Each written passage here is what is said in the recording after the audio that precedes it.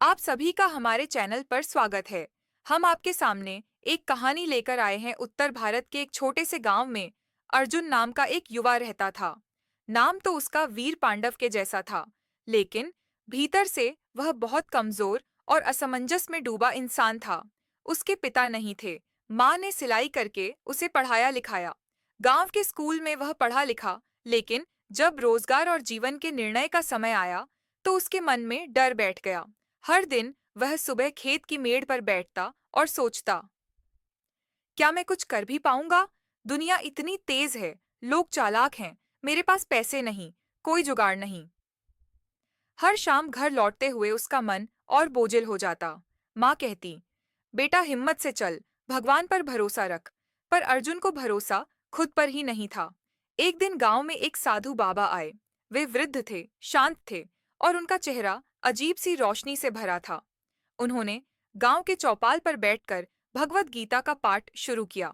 अर्जुन चुपचाप सबसे पीछे बैठा रहा। साधु जी ने पढ़ा, कर्मण्येवाधिकारस्ते मां फलेषु कदाचन, अर्थात तेरा अधिकार सिर्फ कर्म करने में है, फल पर नहीं। अर्जुन चौंका। उसे पहली बार किसी वाक्य ने भीतर से हिला दिया। वह सोचने लगा, मैं तो अब तक सिर्फ फल की चिंता कर रहा था। ये नौकरी मिलेगी या नहीं, पैसा आएगा या नहीं, लोग क्या कहेंगे, मैंने कर्म ही कहाँ किया। अगले दिन से वह रोज चौपाल आता और गीता के उपदेश सुनता। एक दिन साधु जी ने कहा, गीता कोई किताब नहीं, ये जीवन की आंख है। अगर समझ में आ जाए तो डर, शंका, मोह सब खत्म हो जाते हैं। उस रात अर्जुन ने पहली बार अपने जीवन का निर्णय खुद लिया। उसने एक पुराना कंप्यूटर दुरुस्त किया, जो उसे एक मास्टर जी ने कभी दे दिया था। इंटरनेट की मदद से डिजिटल दुनिया के बारे में पढ़ना शुरू किया। माँ ने कुछ पैसे जोड़े और उसे एक ऑनलाइन कोर्स के लिए भेजा। अर्जुन ने कोई सोचकर नहीं किया कि सफलता मिलेगी या नहीं, बस खुद से एक वादा किया, अब मैं कर्म करूंगा, फल की चिंता नहीं करूंगा। समय लगा, पर 2 साल बाद अर्जुन वही युवक था जो अब गांव के बच्चों को डिजिटल शिक्षा देता था, फ्रीलांस काम करता था, और सबसे बड़ी बात, हर रविवार को गांव की चौपाल पर गीता का एक श्लोक समझाकर सुनाता था। एक दिन एक लड़का उसके पास आया और बोला, भैया, मुझसे कुछ नहीं होगा, मैं बहुत कमजोर हूँ। अर्जुन मुस्कुराया और बोला, तू जानता है गीता में क्या कहा गया है? न ही कश्चित क्षणम जातु तिष्ठत्य कर्मकृत।